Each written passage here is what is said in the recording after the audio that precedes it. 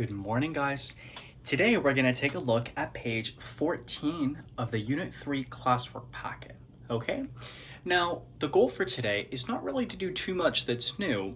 All we're going to show is that a two-column proof is one way of presenting a proof, but on the end of course exam, there are two additional methods that you could be asked to use, and those are, respectively, a flowchart proof, or also known as a flow proof, and a paragraph proof. All right, so let's start with the familiar. Let's start with the two-column proof, okay? All right, so statements, reasons, and they've given me that equation right there. Okay, so let me write that equation as my first step, because guess what? It's given to me, all right? -5 times W plus 10, and that's given. Okay, now from Algebra 1, most of you guys should be pretty good with what my first step for this equation would be. When I've got those nasty parentheses, chances are distributive property is going to be my best bet. So when I apply the distributive property, please be careful, guys, right? We want to make sure that you guys don't forget to distribute it to both terms, okay? So over here would be the distributive property. Now, there are a couple different ways to proceed from here, right? For example, you could get the W's to either side. My personal preference is to move this one over here because then I would end up with a positive value as the coefficient, right? So by adding 8W to both sides, here is what I'm going to be left with. So think about what I just said. I added 8W to both sides, and so I'd say that's the addition property of equality. Similarly, if all the W's are now on the right side, how do I get the constants on the other?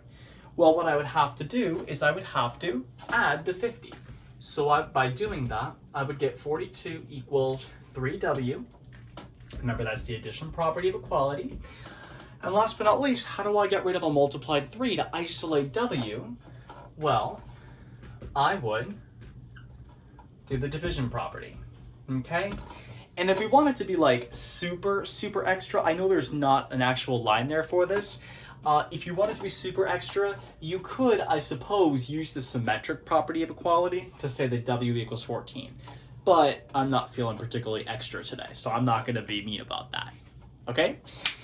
Okay, now what I'm gonna do is I'm gonna leave this up, and I just wanna go through quickly how you would turn this into a flowchart proof. A flow proof essentially does this, okay? I'm just gonna draw a series of boxes here with arrows, okay? Can you guys kind of see that? I hope I didn't write on my wall. Anyway, so what's gonna happen, right, is a flowchart proof is written as a series of boxes or series of steps or statements with arrows to show the direction of flow. So whereas a two-column proof went top down, a flow proof went left, right. So in this particular case, what I would do is I would put my statements in the boxes and my rationale would go right underneath as a justification. So I don't know about you, but I think that you guys are more than capable of actually writing that out. You can pause me for like 10 seconds if you want to do that, okay? But I don't know about you, my hand would start to hurt. The paragraph proof, in some ways, is even easier. What it does is it turns this into, as the name suggests, a paragraph. Now, there's kind of like a good structure there, okay, that I like to use. And this is kind of like in English class when you might use what's called a sentence frame. We know that, okay? So let me give you an example of how to use this sentence frame. Normally, you would start off in any given proof with a paragraph proof, it is given that, and then you just write what's given.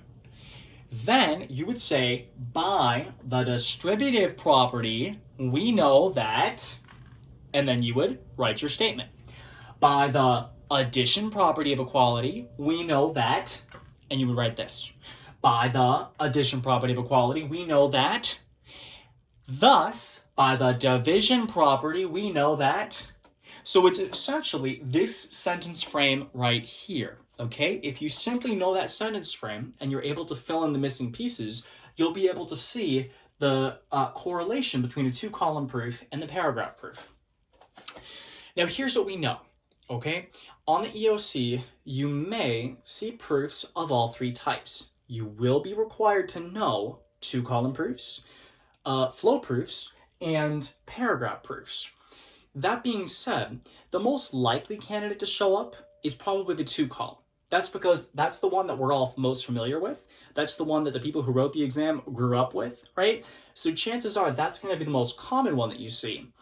However, there is a chance that you may have to drag and drop for a particular flow proof or for a paragraph proof, so just bear that in mind. I want to make sure that you guys have been exposed to it so that if you see it on the exam, you don't just like blank out on me. Okay?